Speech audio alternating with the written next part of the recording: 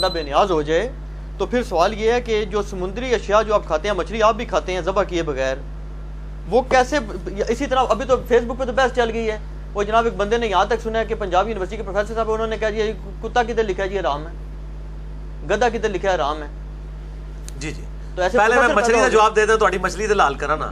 جی قرآن پاک میں سورۃ المائدہ میں آیا ہے کہ اللہ تعالیٰ نے سمندر کا جو مردار ہے وہ حلال کر دیا.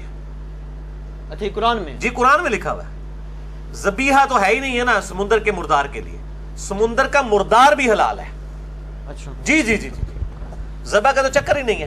ویسے سورہ المائدہ کے پہلے رکوع میں آیا ہے کہ مردار حرام ہے, لیکن سمندر کے مردار کو قرآن نے کہہ دیا حلال ہے, تو اس کو ذبح کرنے کی ضرورت ہی نہیں ہے.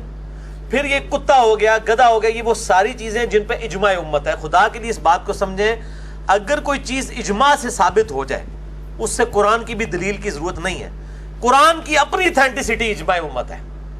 جو چیزیں اجماعی مسئلے ہیں, اگر آپ کہیں جی قرآن سے ثابت کریں کہ قبلہ رخ ہو کے نماز پڑھنی چاہیے, اگرچہ لکھا ہوا ہے سورۃ البقرہ میں پورا رکوع ہے, ہم کہتے ہیں قرآن سے ثابت کرنے کی ضرورت نہیں ہے, کیونکہ آپ بتائیں کہ کس مسلمان کا عقیدہ ہے کہ قبلہ رخ کے علاوہ بھی کہیں اور منہ کر کے نماز پڑھنی چاہیے. جب اختلاف آئے گا پھر دلیل ہوگی نا. جب ہم اتفاقی امر کو لے کے چل رہے ہیں پھر تو دلیل کی ضرورت نہیں. اجماع خود بڑی دلیل ہے. جی مردے کو قبلہ رخ دفنانا چاہیے, کوئی صحیح حدیث موجود نہیں ہے, ہم بھی مانتے ہیں نہیں ہے, نہ قرآن میں لکھا ہوا ہے, لیکن امت کا اجماع اس کو ٹرانسفر کر رہا ہے. حدیثیں خود اجماع ہی کو نقل کیا گیا ہے نا. یعنی صحابہ کرام نے کوئی کتابیں لکھ کے تو اپنے بچوں کے حوالے نہیں کی تھی نا, بخاری مسلم بنا کے کہ جی انہوں نے دیکھنا. صحابہ نے حضور کو دیکھا, تابعین نے صحابہ کو دیکھا, تبع تابعین نے تابعین کو دیکھا, نسل در نسل علم ٹرانسفر ہوا. 3 صدی ہجری کے اندر آگے اس کو ریٹن فارم میں لے آیا گیا. یہ کو مطلب کوئی ایسا کام نہیں ہوا کہ وہ انہوں نے کوئی گھر بیٹھ کے کوئی دین بنا لیا تھا, ایسا تو نہیں تھا. تو وہ علم ٹرانسفر ہوا ہے, وہی کتابی شکل کے اندر ہے. تو اجماع ہے, جو اجماع کے ساتھ چیزیں ثابت ہیں ان کو تو جھگڑا کرنا ہی نہیں چاہیے. خام خواہ بھی مطلب ایک رون مارتے ہیں, اور پھر سوالات ایسے کر کے مسلمانوں سے وہ سوال کر رہے ہوتے ہیں جن کو وہ مسلمان خود بھی مان رہے ہوتے ہیں, وہ سوال کرنے والے بھی مان ہوتے ہیں, پھر ہمیں کس چیز کی دوست دیتے ہیں.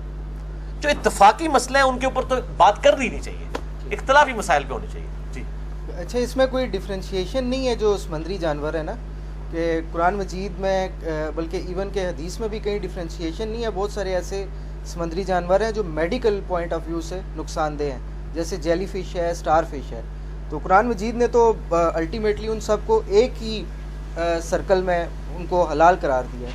تو ہم کیسے ڈفرینشیٹ کریں گے؟ اب بہت سارے لوگ جو ہے وہ کہتے ہیں کہ کیکڑا حلال ہے, کیکڑا حلال ہے, بہت سارے کہتے ہیں حرام ہے. بہت کم لوگ ہیں جو کہتے ہیں, لیکن قرآن کی دلیل موجود ہے حلال ہے.